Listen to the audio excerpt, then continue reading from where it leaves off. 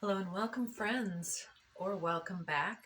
This is the Daily Dharma. My name is Dina. Thank you so much for joining today.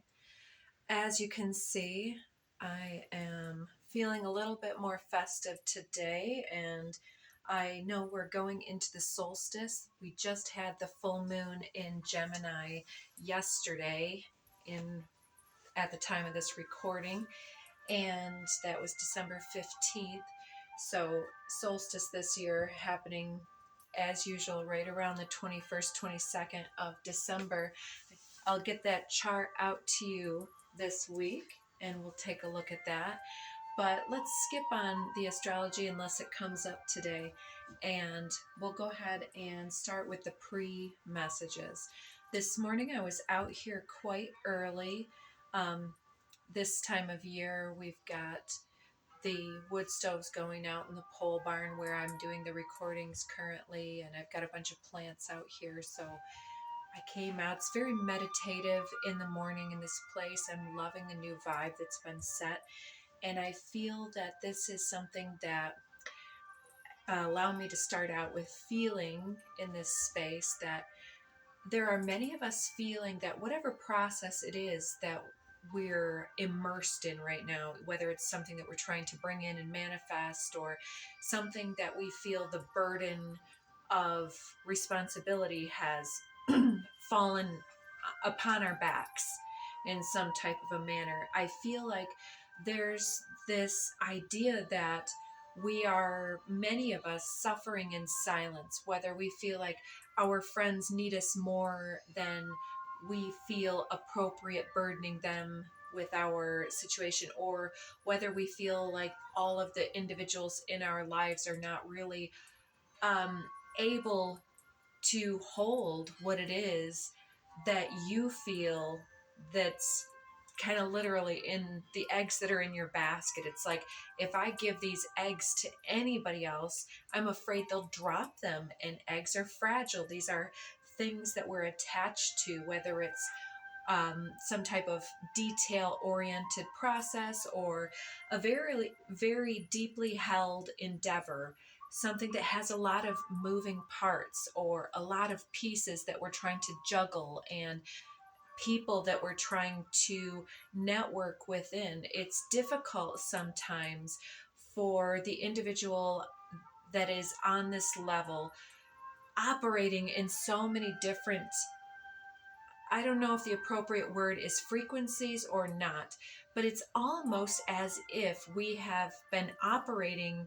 in a way that feels somewhat compartmentalized, fragmented. So, like different fractals where everything has this common denominator that is the alignment, but that it is almost like feeling like we have to have the all 1,000 hands of the goddess here operating in real time, managing all of these other aspects of the situation that you're feeling when we're talking about this this feeling of heaviness. Is something that has been entered in because of love. It is absolutely still the precedent, is like that whole idea of, I can't remember the movie that it's from, but it's like, he's not heavy, he's my brother. And so this guy's carrying his brother around, and it's like, yeah, I'm not going to put him down. I'm not going to leave him behind. This guy is everything to me, so he weighs nothing at all. It's priceless. And so for me, part of this idea is coming through in this time and space. I saw something earlier on YouTube and I shared it. It was, the beginning of it was more meaningful to me than the latter part of the video, but it was talking about, in this regard, feminine. There's been some things I've been sharing that have been more feminine oriented for a reason. I know that it can seem just as polarizing and or divisive to many to share these things that seem feminism related, but I keep calling the Shakti rising out in this manner for a reason. It is evidence of the dark goddess arising, because the Shakti is the yin energy. It is all about magnetism and attraction. And that's why even recently when we talked about that holy grail of fusion from Dan Winter's thing, it's talking about actually making that impact upon our environment is actually related to compassion. And compassion can only happen when there is that returning idea and the impact, the soul moving moment that creates the necessary critical mass or torque, however you want to see that in your mind, to create the internal combustion that brings us forward. And for many, this can feel like things such as the need for justice or boundaries, or the need for some type of protection in our world. And we've all had these different lessons to varying degrees. And I feel like the people that we're talking about here are perhaps feeling, whether it's simply overburdened and stressed and stretched pretty thin, there's this idea of feeling almost taken in stride, taken for granted, moving into here. So check that link out on the community page if you're interested. It was talking about the feminine in this case, or caretakers, however you want to assign that to your own self and your own feeling. Or you may be watching this in regards to someone else who's advocating something that seems unexpected, and it seems like withdrawal or possibly even a measure of selfishness. And we can feel, those of us that are the ones that are doing it, we can feel somewhat gaslighting from others or from within as we test the need for our body, mind, spirit, soul to actually take this moment, a very sacred moment, a pause to reflect on how we spend our energetic capital, how we apply our energetic resources. Because what we're looking at here is that even though these individuals love you, that you inspire them to break through new dimensions and to apply every step towards something. I feel that the momentum that you create has somewhat a few things. It's somewhat been intimidating and kind of sets the bar so high for those that look at you that they can't necessarily walk the exact path that you do. And that's for good reason too, because their path will be obviously different than ours in any case. But also this feeling of oh, I sidetracked there. See, these are the moments when I wish that I was editing.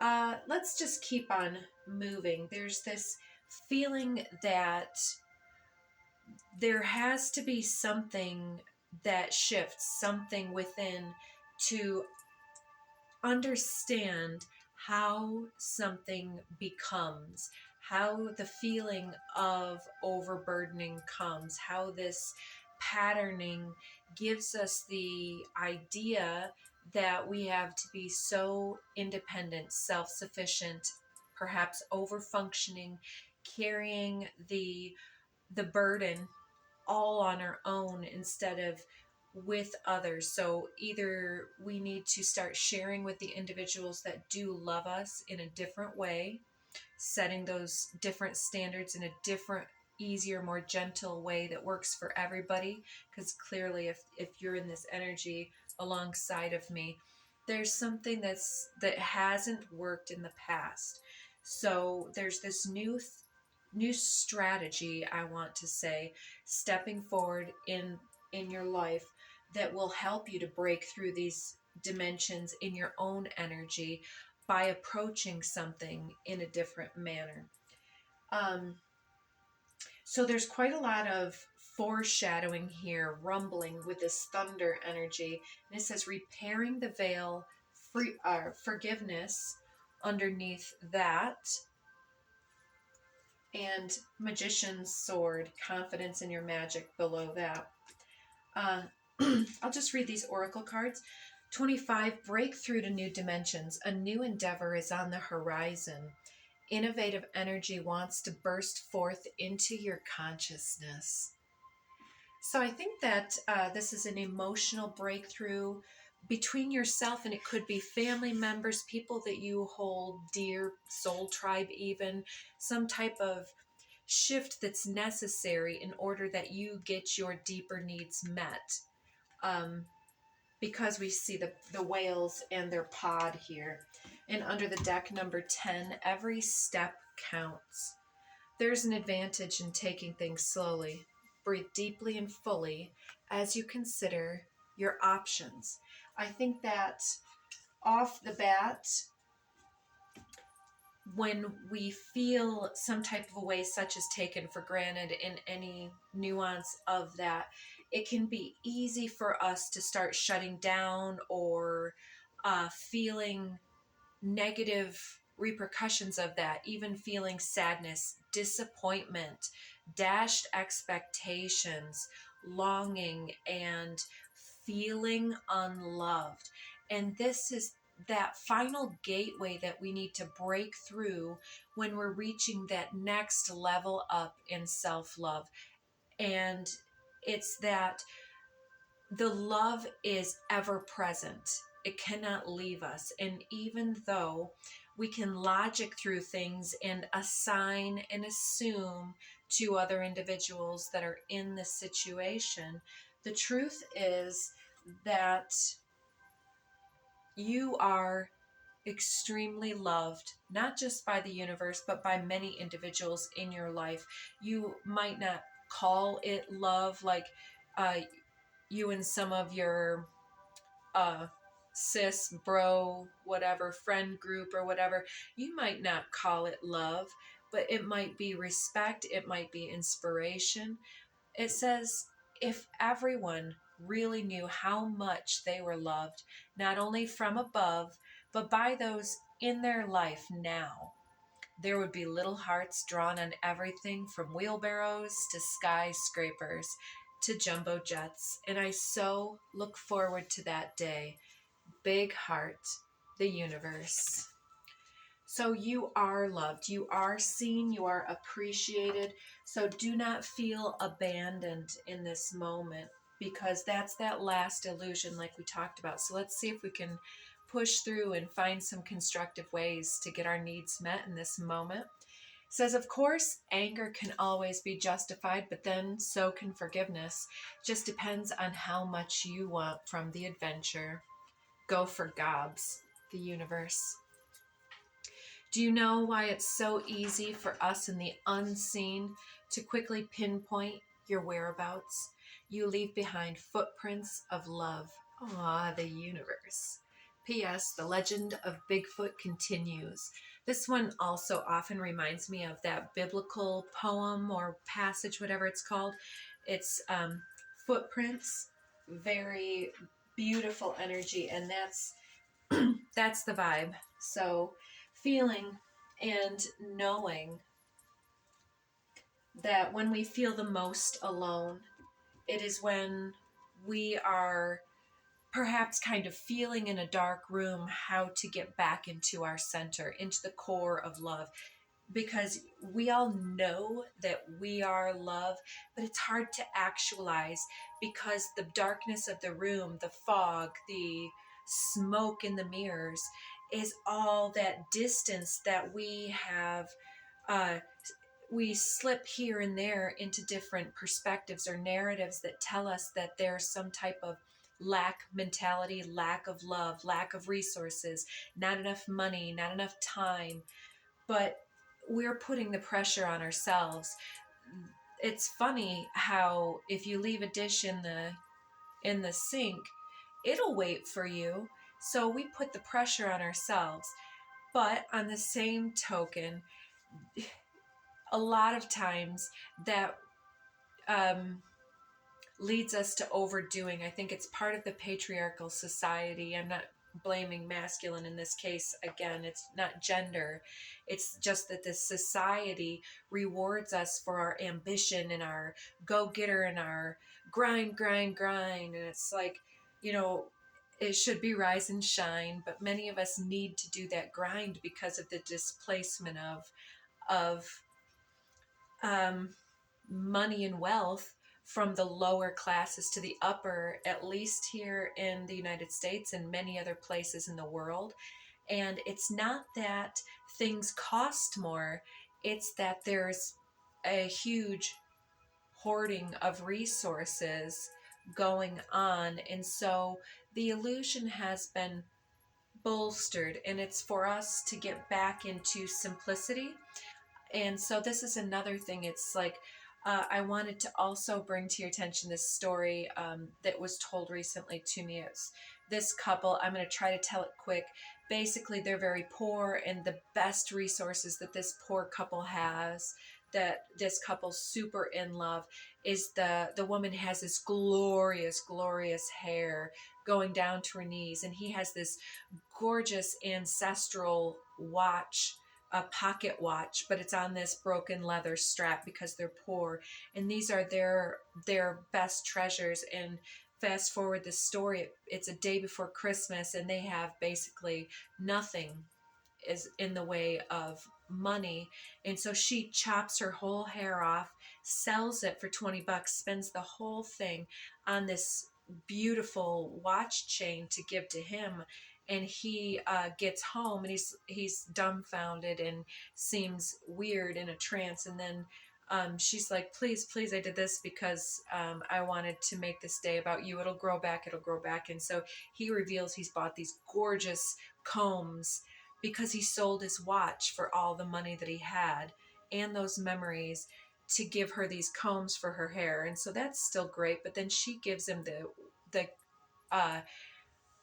chain, and he has no watch for it. So now he just has this chain. So he doesn't have, neither one of them have an overcoat, neither one have gloves. So the story is meant to be like, it's not only a blessing to give to people, but that even though it's stupid giving in this regard, they call it the highest form of giving, to sacrifice your best treasure for another. And I would say yes, and yet, must we pin ourselves to the cross moment after moment because of stories like this? Would it have been possible for the individual to knit some gloves and for him to fashion them from some wood, or barter something else with another that could do these things? It's like, I find the deeper message in that story is that we need to understand that money is just one form of energetic exchange, and that when we look for blessings and things and people, places, things to be so blessed and grateful for in our lives, we need to look at more than just the blatant opportunities, and we need to look for the fiber of friendship and community and things like that in the moment. And so one final story as we're moving through these cards, I wanted to tell you about an experience we had yesterday. So here we have horned cactus, resourcefulness, which we've already talked about, and it's prickly for a reason. It's also got those Taurian bull horns. We've got Uranus is just finishing up in the sign of Taurus, and it's talking about the things that we value, the beauty of life, the way that we feel present in our body, in the physicality, in our sensual delights. Perhaps it would have been better for this couple with no money to spend a day strolling and just taking a break from their stress and worry, but instead they gave everything up for material delights, and then it wasn't even practical. It was false extravagance, and it tells me so much about what has become of Christmas. And so here we have this magic, and it's so interesting to me because I shared on the community page the message before I threw the cards, and I was calling that spirit of the river here, movement towards adventure. Depends on how much more you want from the adventure, gobs. So I then threw the cards, but the pre-message, the way that it came through on the community post, was that we need to, as caretakers, realize how we are then accidentally, subconsciously leaking all of our magic out in these false pursuits and false placeholders of our affections and our gratitude towards each other, instead of the beauty and the connectivity that happens with true intimacy. So whatever that means to you in the situation, or true transparency if it's a more professional situation for yourself. So being who and what we are, and speaking up for what we do desire and what we want, and getting our needs met in the situation. So then we have this 44 sacrifice and the empty well, time to replenish. So it's, in a nutshell, kind of all of those situations coming together. So we need to recognize the magic is not in the gift, it's in time spent together. It's in understanding the needs of the situation, pooling our resources, perhaps. Maybe the two of them would have had a better time taking their dollar each and getting some something to go and have an adventure, a little picnic together. It would have been a glorious date, So how much more adventure are you willing to have? Because I think that when we leak our magic in ways that don't fulfill us, such as, how many times are we going to get the women in our lives a candle or some slippers or a vacuum cleaner? And how many times do we need to get the guys in our lives barbecue sauce and a pair of funny socks that he will probably never wear, or fill in the blank, whatever you get, sweats or, gift certificates. It's like, if you're just going to give them money, then maybe you should go out to eat with them. Take them out to have shared food and drink together. Would be so much more meaningful for many people. Of course, if you've got a couple that can't afford date night, that's a little bit different. It is thoughtful in that way. But then there's all kinds of extra things that are coming into this. So we've got starseed, caretaker, immunity, prayers, contact, and surfacing. So if you've been following anything that I've been saying recently in the movement of what's going on in the world, it's like there are all of these drones going on. There's something going on with the UAP discovery. They're all over the world. Something is absolutely growing, shifting, and changing in this world. And so I believe that it's time for all of us to upgrade our energies, and we need to perhaps look into the ways that this is needing to happen in our own lives. And it's not about just that they love us and that we want to create magic.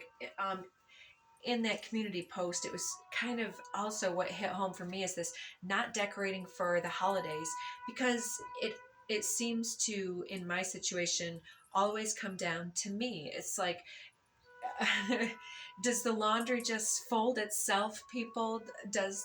I don't fold other people's laundry, but do the dishes get done by themselves? Who do you think is doing the grocery shopping and the cooking and the cleaning? It's like, and I don't have a big household. It's myself and my daughter at this point. So it's like, it comes down to me, and it's whoever that you're talking about, it could be just like a very small business, small department, or like you as an entrepreneur going about your business. There's a lot of moving parts that demand our attention. And in order to bring the true magic through us as is intended to call forth and align to our divine blessings that are ordained for us, no less, we need to be in a vibe of maintaining ourselves in a new way.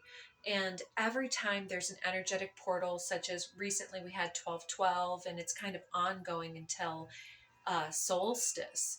And that solstice time here is the darkest night, and then the return of the light following. We're looking forward to so many things in the new year usually, and right now there's a lot of fear going on as well. And so we're kind of told to rest and replenish this energetic leakage, this drain, because you need to be blessed up and rested up in order to receive. So be aware when you're sacrificing yourself in directions that are not allowing for your ability to receive. So we need to, it came up the other day too about giving away your services for free, or for always discounting your stuff, or not really demanding of what your limits are. It's like I've said before, I have to have this carrot to get my teenager to clean up. It's like, well, if you want to have friends over, then, lickety split. I'm not cleaning up for your friends, and you're not having people over unless it's cleaned up, type of a thing. Yeah, change of prosperity. It's like, I don't believe that the strategy that I was just talking about is the most productive. The discussion and the connecting between individuals is better, because then it's like, if we can mutually reach the shared goal. In this case, it's the small goal of having her friends over that helps, but it's more so the the lesson of our energetic hygiene and why it's so important, such as our ability to feel safe, secure. That environmental hygiene is so important to the emotional ways that we interact with the world. And this can be many different things. So let's just keep going. So we've got a change in prosperity coming in, as was being indicated, and it's happening because of uh, keeping some of that magic back for yourself, not becoming too jaded or feeling unloved. It's like being able to understand the alchemy at play is actually then manifesting in the attraction pattern that comes back to us again and again. So if every time we feel disappointment, loss, and unlove, then we practice that alchemy. The body is at that vibrational truth, and then it comes back around.